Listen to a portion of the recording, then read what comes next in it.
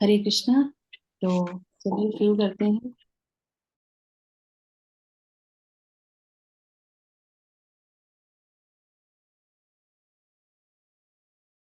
माता जी आवाज नहीं आ रही। आवाज नहीं आ रही माता जी। हरे कृष्णा माता जी, सॉरी, मेरा म्यूट पे चला गया था। ओके। तो हम लोगों ने अभी एक साथ मिलके जो है भगवान के नाम का उच्चारण किया, जिसको बोलते हैं कीर्तन, संकीर्तन। जब अकेले करते हैं तो जपा करते हैं, और जब मिलके करते हैं तो वो क्या हो जाता है, वो संकीर्तन हो जाता है, कीर्तन हो जाता है ना। और यज्ञ हो जाता है एक तरीके का। तो आज के दिन जो बहुत ही ऑस्पिशियस है, एकादशी है, तो एकादशी पे आप जितने भी कमिटेड राउंड्स करते हैं उससे एक एक्स्ट्रा किया कीजिए, क्योंकि ये जो दिन होता है ये भक्ति को जो है बढ़ाने वाला होता है। तो चलिए शुरू करते हैं। अपने जो है भगवत गीता के सत्र में आ जाते हैं। भगवत गीता में हम लोग अभी पढ़ रहे हैं द्वितीय अध्याय का। आज पढ़ेंगे श्लोक संख्या 9, और एक और श्लोक का 10। उसके बाद हमारा जो है, ये हमारा जो है अर्जुन की तरफ से जो भी उन्होंने प्रश्न किए थे, जो उनके डाउट्स थे, वो सारे हमारे पूर्ण हो जाएंगे, और उसके बाद भगवान जो है भगवत गीता प्रारंभ करेंगे बोलना। हम्म। तो अब हम लोग पढ़ेंगे श्लोक संख्या 9।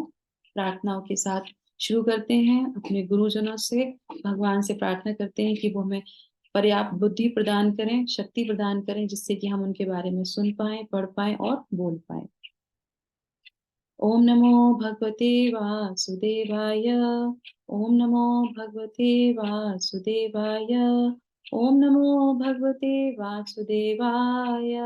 ओम अज्ञानतिमिरान्धस्य ज्ञानाञ्जनशलाकया चक्षुरुन्मीलितं येन तस्मै श्रीगुरुवे नमः। नमो विष्णुपादाय कृष्णपृष्ठाय भूतले श्रीमते भक्तिवेदान्त स्वामिन् इति नामिने। नमस्ते सारस्वते देवे गौरवाणी प्रचारिणे निर्विशेषा शून्यवादी पाश्चात्य देश तारिणे। जय श्री कृष्णा चैतन्य प्रभु नित्यानंदा, श्री अद्वैत गदाधरा श्रीवासादि गौर भक्त वृंदा।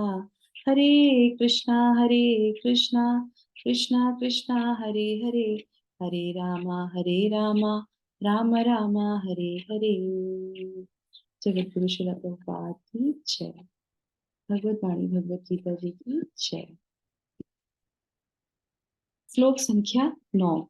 तो अभी तक जो है अर्जुन बोल रहे थे, और धृतराष्ट्र जो है, सॉरी, जो संजय है, वो बता रहे थे धृतराष्ट्र को।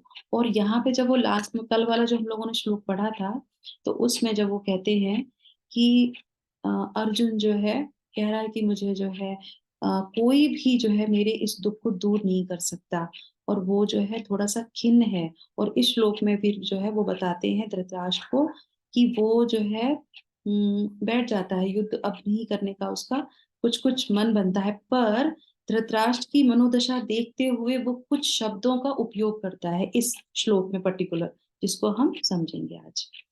संजय उवाच एवमुक्त्वा ऋषिकेशं गुडाकेशः परन्तप ययोत्स्य इति गोविन्द मुक्त्वा तूष्णीं बभूवः।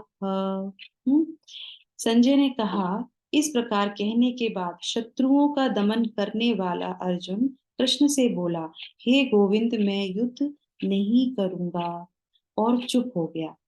तो अब अर्जुन ने मना किया कि अब मैं युद्ध नहीं करूंगा, और शांत हो जाता है उस जगह, है ना। और पर संजय भगवान को वो क्या कहते हैं, अर्जुन वो कहते हैं गोविंद, है ना। तो गोविंद की परिभाषा मैंने आपको पहले भी बताई थी कि गोविंद क्यों भगवान को बोला जाता है। कोई बताना चाहेगा क्यों बोला जाता है? नहीं। गायों के स्वामी जी। गायों के स्वामी है। गौ का मतलब गाय भी होती है, गौ का मतलब इंद्रियां भी होती है, तो दोनों ही चीज, दोनों ही नाम सही है। तो यहाँ पे जो गोविंद उनको बोला जा रहा है वो इंद्रियों के स्वामी है। तो इसलिए वो कहते हैं इंद्रियों के स्वामी गोविंद, अब मैं जो है युद्ध नहीं करूंगा। तो इस तरीके से धृतराष्ट्र को संजय बताते हैं, और क्या कहते हैं, संजय अपनी तरफ से जो है दो दो चीजों का नाम ऐड करते हैं। वो कहते हैं कि ऋषिकेश को गुणाकेश बोल रहे हैं। वो ये कह सकते थे कि कृष्ण को जो है अर्जुन बोल रहे हैं, पर उन्होंने नहीं बोला। उन्होंने क्या बोला, ऋषिकेश को गुणाकेश बोल रहे हैं कि जिनसे बीच में ये वार्तालाप चल रही है, अगर ऐसा आपके मन में आ रहा है कि युद्ध अर्जुन नहीं करेंगे, तो ऐसा होगा नहीं।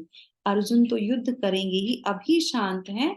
क्यों? क्योंकि उनके मन में थोड़ा सा शोक है। पर क्यों? क्योंकि वो ऋषिकेश से कह रहे हैं, और वो स्वयं भी कौन है? गुणाकेश हैं। तो इनके अर्थ जो है मैंने पहले भी बताए थे, और अब फिर से जो है हम बताएंगे। पर तब तक कोई एक माता जी फटाफट से तात्पर्य पढ़ेंगी। कौन पढ़ेगा आज? हरे हरे कृष्णा माता जी, मैं पढ़ूं? हाँ, yes. तात्पर्य जगत गुरु श्रीला प्रभुपाद की जय।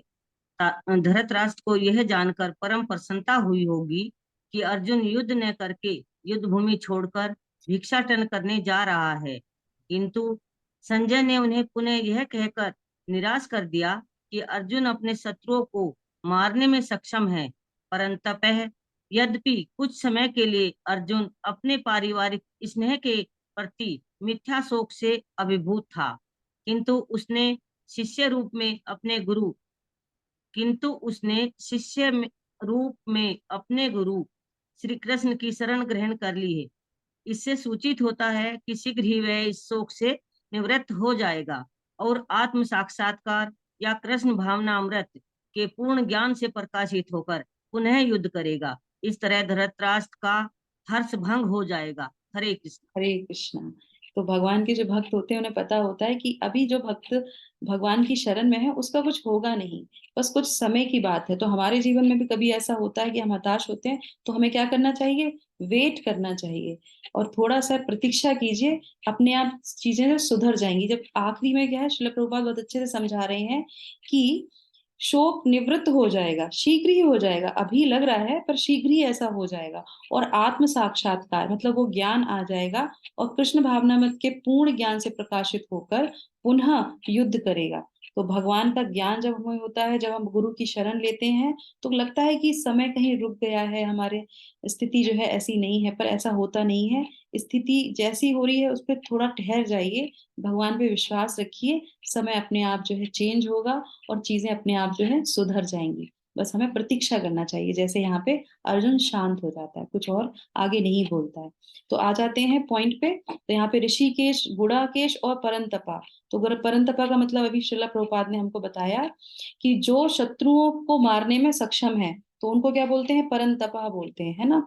और परंतपा का एक और शाब्दिक अर्थ होता है, वो क्या होता है? परम तपस्वी।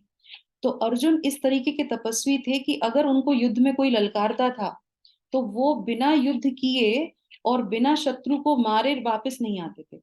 इसीलिए अर्जुन को परंतपा भी बोला जाता था। तो इस वो अर्जुन की जो है यहाँ पे वो व्याख्या कर रहे हैं कि अर्जुन इस तरीके से हैं। फिर वो कहते हैं ऋषिकेश। हम सब लोग जानते हैं इंद्रियों के स्वामी को क्या बोलते हैं? ऋषिकेश बोलते हैं। और जो भगवान की शरण में आया है, तो ये सारा शोक कहाँ से होता है? इंद्रियों से होता है, मन से होता है, बुद्धि से होता है। करेक्ट। तो ये सारे के स्वामी तो भगवान है। जिसने भगवान को शरण कर दिया तो हो जाएगा। अगर हम इस शरीर को एक रथ के में देखें, भगवत गीता में बताया गया है, तो 4 जो घोड़े हैं, 5 जो घोड़े हैं, वो क्या है? हमारी इंद्रियां हैं, ज्ञानेंद्रियां हैं। ठीक है, जिससे हम सब कुछ जान पाते हैं। ज्ञानेंद्रियां। लगाम क्या है? लगाम क्या है हमारा? बताइए। मन। का नाम मन। मन। करेक्ट, मन है हमारा। और जो सारथी बैठा है वो कौन है वहां पे? बुद्धि। बुद्धि। ठीक है। और जो रथ है, रथ के ऊपर जो यात्रा कर रहा है, वो कौन है? ये जीव है, यानी कि हम लोग हैं, यानी कि आत्मा है।